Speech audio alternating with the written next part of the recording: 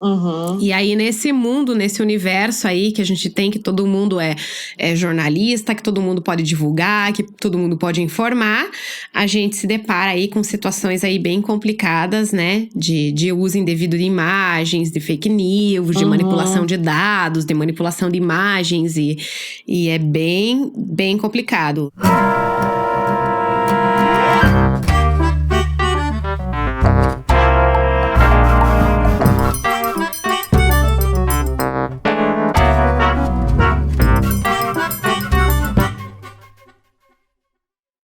Olá, eu sou a Gislaine Staub, atriz, cenógrafa, mãe do Pedro, e esse é o Pulga Atrás da Orelha, especial Mães em Cena, onde nos propomos a discutir a situação da artista que tem filhos. E a nossa conversa hoje é com a atriz, fotógrafa, maquiadora, produtora cultural, mestranda da Faculdade de Artes do Paraná, mãe da Júlia e da Suri, a Juliana Luz. Ju, muito obrigada por ter aceito o nosso convite. Oi, Gi, obrigada a vocês, é uma honra. Ju, como que foi quando você se descobriu grávida e depois mãe? Foi um susto, né? Eu engravidei aos 19 anos, né? E eu tava naquele momento cheia de sonhos, assim, e trabalhando já como artista, né? E me vi nessa situação, né? Grávida e logo em seguida mãe, né? Depois de 9 meses, né? Mãe da minha primeira filha, a Júlia. E me vi também na necessidade de pensar a profissão, né? De pensar se era isso que eu ia fazer mesmo, de fato, né? Agora que existia uma vida, né? Dependendo de mim, né? E foi o resultado desse pensamento e dessa reflexão a respeito disso foi optar por desistir. Uhum. E esse processo assim de desistir das artes e trabalhar em outra área, como que foi para você? Então, eu me vi assim muito sem saída, né? Uma vez que eu tive a Júlia e era muito jovem, optei por casar também, né? Morar junto com o pai dela. E a maternidade, eu sempre quis ser mãe, né? Então, assim, a maternidade me realiza, né? Até hoje me realizou naquele momento, né? Só que a questão de viver de freela, de viver de job, de não ter uma segurança nem para mim, e agora com uma criança, né? Foi algo que eu tive que pesar, né? Então, quando a Júlia tinha 3 meses, eu entrei numa instituição financeira para trabalhar, né? Num banco. E assim, eu norteei a minha escolha por questões como vale alimentação, vale refeição, plano de saúde, auxílio creche, né? Sim, sim.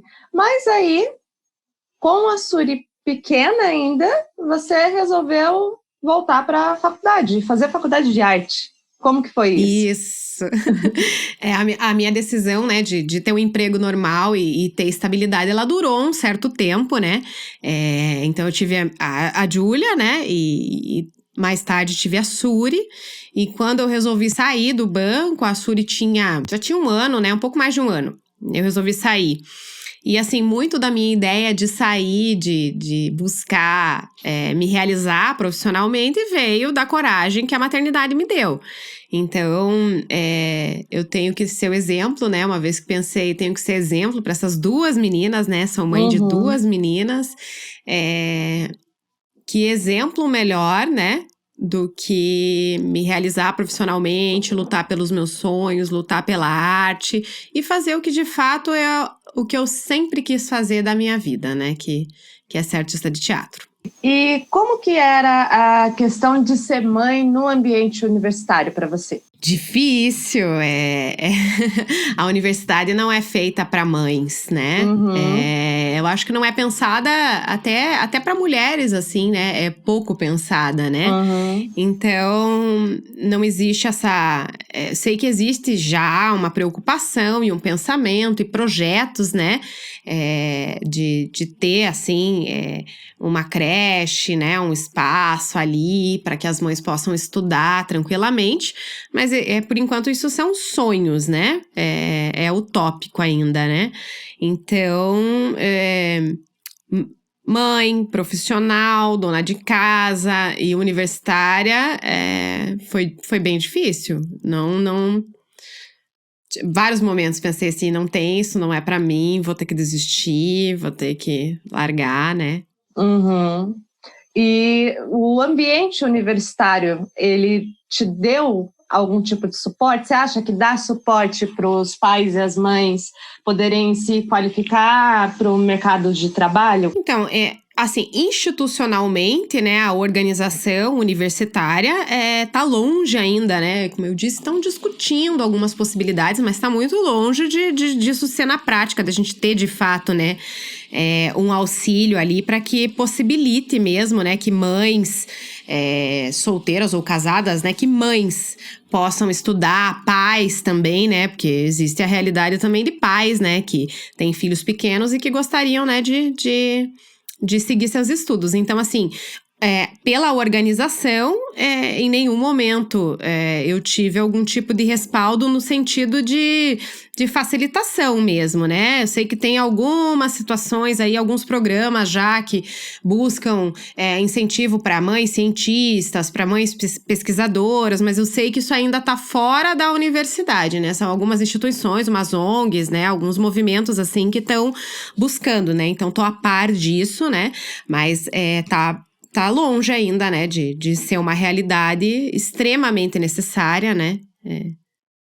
E da parte do corpo docente, dos colegas, como que era? Tinha um acolhimento ou não tinha? Totalmente. Eu acho assim que conseguir, né, me formar e agora dar sequência nos meus estudos, porque o corpo humano mesmo, né, os meus colegas e os meus professores sempre foram fabulosos, maravilhosos com as meninas, então me deram todo o suporte, me vi em situações assim de fazer prova e o professor tá com as meninas, ora apresentação de trabalho e deixar né, os meus colegas cuidando das meninas. Uma das questões assim que pesou muito, né, foi que quando eu fiz o vestibular eu não sabia que a gente tinha aula todos os sábados durante os 4 anos, né? E aí quando eu né, já fiz a matrícula, comecei na primeira semana, eu soube, né, que todos os sábados, e sábado é um dia complicado, não tem o que fazer com as meninas, né? Então, assim, elas acabaram cursando, né, todas as disciplinas de sábado durante os 4 anos, né? E felizmente, né, meus colegas e meus professores foram extremamente empáticos com a causa e me ajudaram muito com as meninas, assim, E Ju, você é fotógrafa. Como que você desenvolveu o olhar para foto de cena, para foto de palco? Então, eu sempre amei, assim, né, fotografia desde pequena. E quando eu decidi buscar uma formação, assim, mais profissionalizada na questão da fotografia, eu procurei, assim, a gente não tem ainda um curso específico, assim, né, acredito que talvez, né, em alguns outros lugares, mas aqui a gente não tem um curso específico para a formação de fotógrafo de cena, de fotógrafo de palco, de fotógrafo de teatro. Inclusive, até é algo assim, né, que eu trago para minha pesquisa de TCC e para minha pesquisa de mestrado. Então, assim, para buscar esse caminho, eu precisei procurar, né, pessoas que já estavam, né, nessa trajetória, né, enquanto fotógrafos de cena. E aí sempre fui fã, né, do trabalho do Caio Vieira, entrei em contato com ele e falei assim, olha, gostaria de fotografar palco, né, gostaria de fotografar cena e queria saber se você tem como me ajudar, tem como me receber aí, ser meu padrinho e me guiar aí nessa trajetória. E daí, inicialmente, ele disse, eu não dou aula, né, não sou professor, e insisti bastante, né, falei, olha, eu preciso, né, e ele acabou aceitando, né, ser meu professor. Então, a minha formação, enquanto fotógrafa de palco mesmo, a formação prática, foi dada por esse mestre aí, o Caio Vieira. E, Ju, como que você enxerga a frase uma imagem vale mais que 1000 palavras? Ah, não vale, né, Gi? É a fotógrafa falando, não sou eu. Não vale, porque a palavra é a palavra, né? A palavra é o amor, é o início de tudo, né? E não substitui, né? É lógico que a gente tá numa situação, né? Hoje em dia, muito mais forte ainda em função da pandemia, numa situação muito imagética, muito iconográfica, a gente é bombardeado por imagens, né? O tempo todo, né? Mas não vale.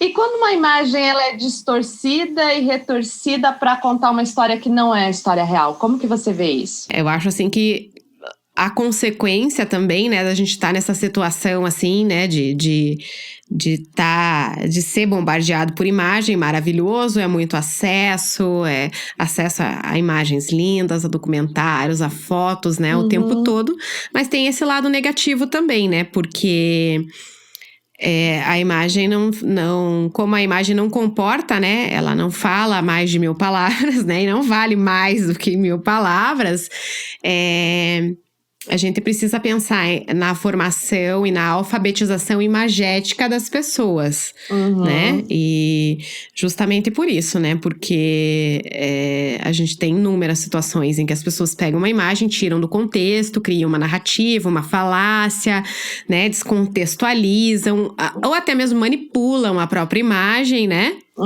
E aí, nesse mundo, nesse universo aí que a gente tem, que todo mundo é jornalista, que todo mundo pode divulgar, que todo mundo pode informar, a gente se depara aí com situações aí bem complicadas, né? De uso indevido de imagens, de fake news, de manipulação de dados, de manipulação de imagens, e é bem, bem complicado. Então, pensar nessa formação imagética aí, nessa alfabetização, né, da imagem é algo que vem sendo bem real, assim, na minha vida, né? Venho pensando muito sobre isso, inclusive em função de fatos aí que aconteceram alguns meses, né, comigo.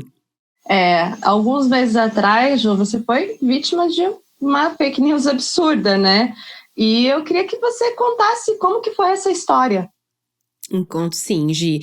A gente teve aqui, né, no Paraná, um movimento, né, que foi organizado pela PP Sindicato, entre os professores PSS, né, que são professores de contratos temporários, né, no estado, que fizeram um movimento em prol de que o governador, de que as autoridades pudessem rever a questão dessa avaliação, né, exigida pro professor temporário no momento da pandemia, né? Então, colocar esses professores para fazer uma prova num momento tão complicado, né, da saúde, de calamidade pública e de toda essa situação. E, além disso, também cobrar, né? Porque tinha uma taxa, né, que era de 100 a 300 reais, dependendo da quantidade de aulas. E ainda existia também uma história em volta disso que o salário era em torno de 3 mil, 4 mil reais. Enfim, que os professores estavam querendo não fazer a prova porque não queriam mostrar que não sabem. Enfim, é uma coisa bem complicada. Então, esses professores se uniram, né? E decidiram por esse movimento aí de greve, né? De greve de fome. E se reuniram na frente do Palácio do Iguaçu. E ficaram ali nessa questão, assim, de não comer, né? Para tentar chamar a atenção da mídia, das autoridades, né? Para que fossem revisto essas questões desse edital nesse momento, né? Da pandemia. Uma vez que é temporário, né? Não é um concurso. Então, pelo viés dos professores e o meu também, né? Eu sou professora, né? Embora não esteja trabalhando nesse momento como professora, né? É a minha formação, então... Pensei, né, em fazer umas imagens já, uma vez que a mídia não estava olhando, né, e não estava divulgando. Então, também fui até lá também como amiga, né, e tal. E, assim, é uma greve de fome, né? Você não pode levar comida, você não pode levar alguma coisa para beber.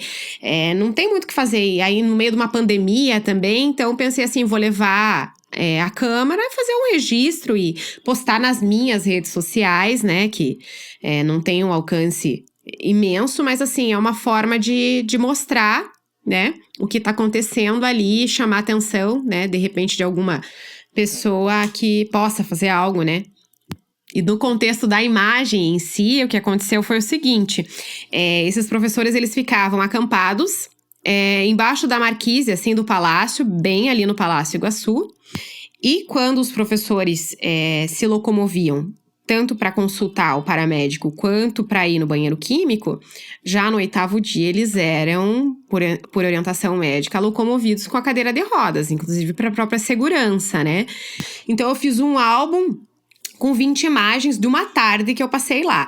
Então, ora eles estão de pé, ora estão sentados, estão conversando. Como era o 8º dia, eles estavam bastante abatidos, assim, né? Com a aparência, imagine 8 dias sem comer, só tomando água, né? E fora também que estavam na rua ali, né? Porque não tinha uma estrutura ali, né? Pra acomodá-los bem, né? Eles estavam numa marquise com colchões, né? E durante o tempo que eu fiquei lá, em um momento, assim, uma professora passou mal. Eles colocaram ela na cadeira de rodas, levaram até o paramédico, baixou pressão, né, pra consultar ali, porque estavam sempre assistidos, né, mas é perigoso, né, essa questão da greve de fome. E aí, fiz uma foto, né, dessa professora, e, assim, não haviam cadeira antes, eles não eram pessoas que poderiam, né, fazer uma greve de fome sem maiores complicações, né? Então, não eram pessoas que tinham que tinham doenças, né, pré-existentes ou coisa assim, nenhum era cadeirante, nada disso, mas usavam a cadeira de rodas. E aí, fiz imagens deles, né, nessas situações e tinham 2 imagens em que professores estavam sentados na cadeira de rodas. Ora, essa professora, porque ela passou mal, e ora, um outro professor também que tinha voltado, né, do banheiro e sentou na cadeira de rodas. Fiz essas imagens. E aí, foi capturada uma dessas imagens, uma única imagem, que é uma foto do professor na cadeira de rodas. Junto com essa imagem, foi feita uma captura de imagens da câmera de segurança ali do palácio. Então, é o momento em que eu faço o clique da imagem do professor na cadeira de rodas e logo em seguida ele levanta, uma vez que ele já estava no lugar dele ali e ele não era um cadeirante, ele usava só para locomoção até o banheiro químico ou a ambulância, né? Então, ele levanta. Então, pegaram esse pequeno trecho, né, do clique e do professor levantando, colocaram junto a imagem dele na cadeira de rodas, e é uma imagem chocante, uma vez que ele estava 8 dias sem comer, né? Então, assim, não era sem comer. Você tá sem comer, você tá meio sem dormir, né? Porque você tava dormindo numa marquise ali, né? Numa situação complicada, correndo risco. Então, tava bem debilitado mesmo, né?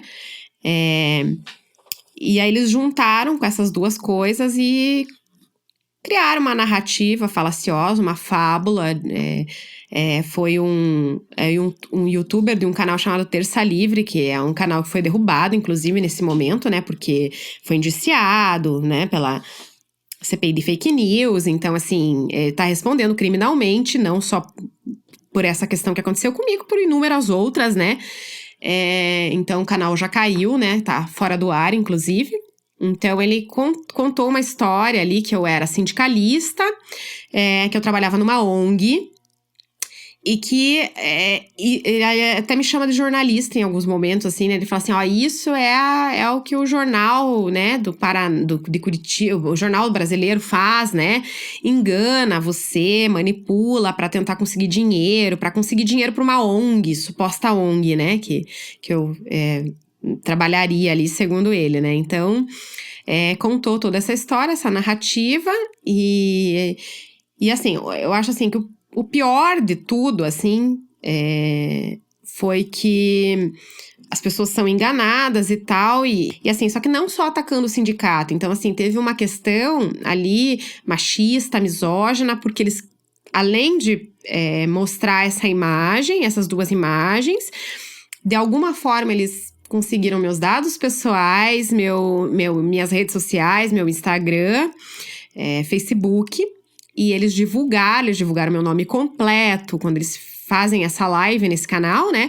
Eles mostram a foto, mostram o vídeo, e depois eles mostram um print, assim, né, do meu Instagram, do meu Facebook, meio que direcionando mesmo as pessoas para que elas me atacassem, né? Porque foi o que aconteceu, né? O resultado disso é que as pessoas ficaram revoltadas, creio eu que eu também ficaria, né? Porque da forma com que foi colado ali, juntado as coisas e costurado e contado uma história, você acaba acreditando, né? Então, acho que assim, até sobre a minha pesquisa e sobre a fotografia e sobre essas questões hoje da gente viver, né, num mundo iconográfico aí, a gente ser bombardeado diariamente por imagens, que a gente pensa que existe essa necessidade da alfabetização, né, que as pessoas sejam alfabetizadas para ler imagens também, né, alfabetizadas imageticamente aí, que a gente tenha, que a gente converse sobre a imagem, né, então assim, até no teatro a minha pesquisa é essa, né, a gente faz a recepção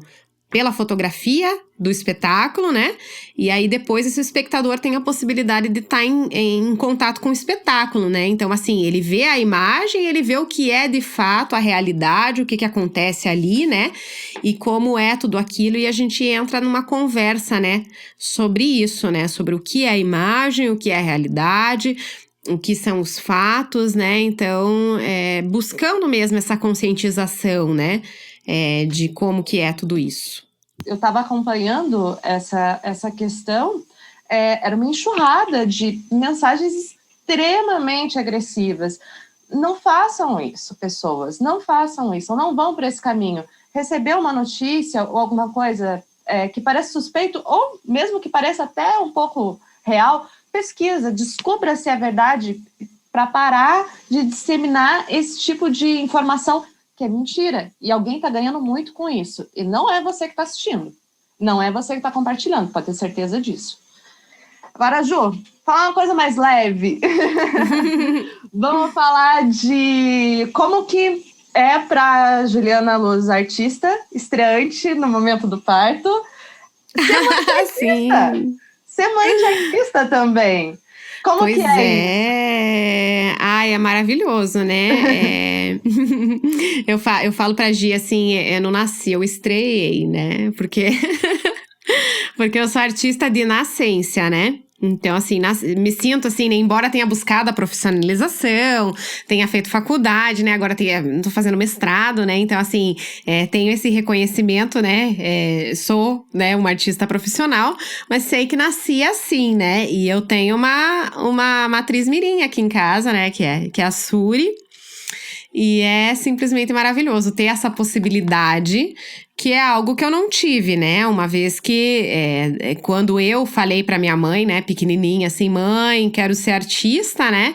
Pros meus pais, eles já falaram assim, olha, a gente não faz ideia, né, de como é que faz isso, né? Porque a gente sabe que as pessoas têm que ser descobertas, né? Mas como assim, descobertas aonde, né? O que a gente faz com uma criança artista na década de 90, né?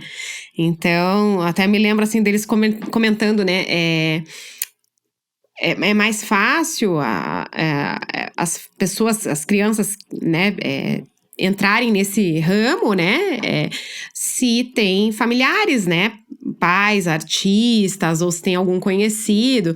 Agora, pra gente que não tem conhecimento nenhum, né, praticamente disse assim, olha, sei que é o que você quer, mas a gente não tem o que fazer contigo.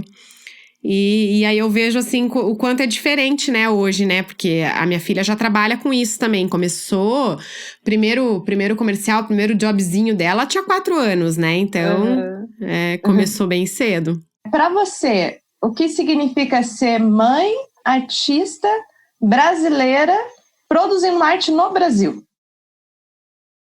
Ah, sou uma resistente, né? Resistência acho que é o que a gente faz, né? Porque precisa ter muita coragem, muita fé, lutar, tem que lutar todo dia. As meninas, assim, né, elas gostam muito desse ambiente e como já nasceram, né, nesse espaço, assim, né, se tivessem a possibilidade, eu imagino que as duas seriam artistas, né? A Júlia tá fazendo vestibular agora e embora ela pinte, ela toque, ela também seja completamente encantada por esse ambiente, ela já disse, não, mãe, o que você passa, eu não tenho condição de passar. Eu não quero, né?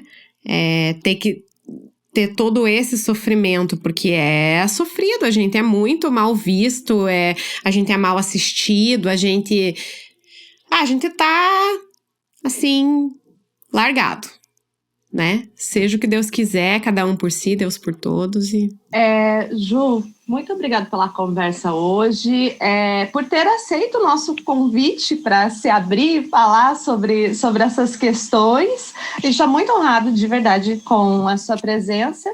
E para quem acompanhou o programa até aqui, muito obrigada.